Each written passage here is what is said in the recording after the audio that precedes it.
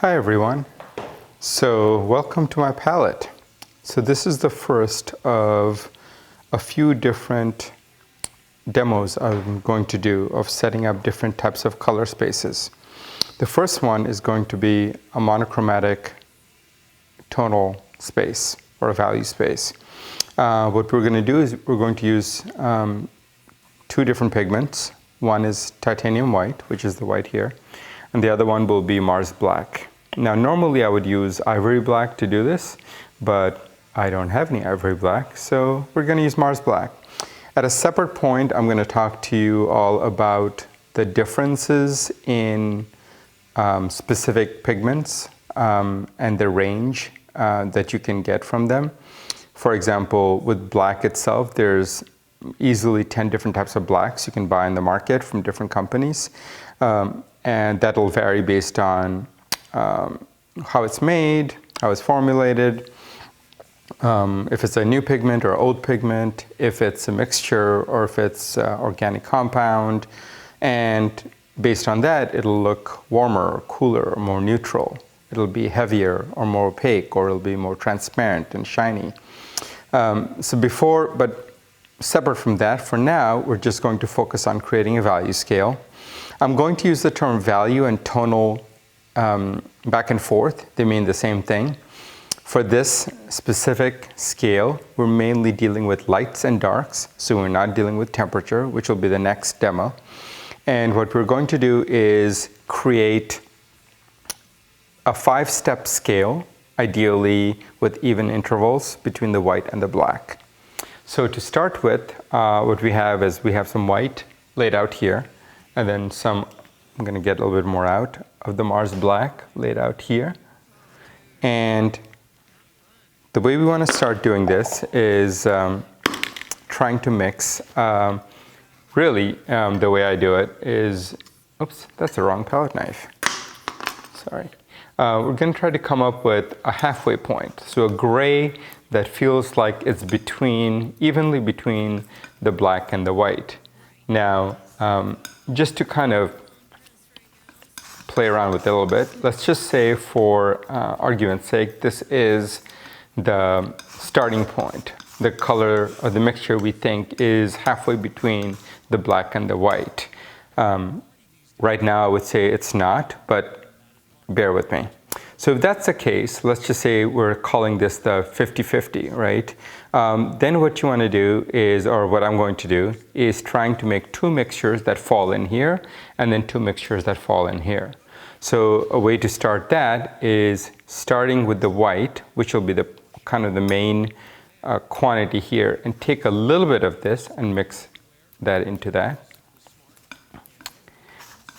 And then I take a little bit of that, and then make that. Okay. So now we have two mixtures between this one and this one. Similarly, we'll take this and we'll take the black and we'll try and make two mixtures between those two. Okay? So here's one over here, and I'll take this, and well, I'll put it this way. Right now, I can already tell that the jump between these two is going to be very barely noticeable, while the jumps between here and here are much more noticeable. So that's telling me a couple things, a couple different things, that this can't be the center point. So this, what I might do is I might shift this over here and bring this into the middle point, bring this over, and then create a a fifth mixture that falls between this one and this one. Now, when you're doing this, this might, depending on how often you've done this or how comfortable you're with the medium, this might take more or less time. The second thing is, when you are making this, I would recommend making more quantities of paint than what you're seeing me do here. What I do is I'll start with this amount, and then when I can tell that this feels right, like for example, I need more of that color,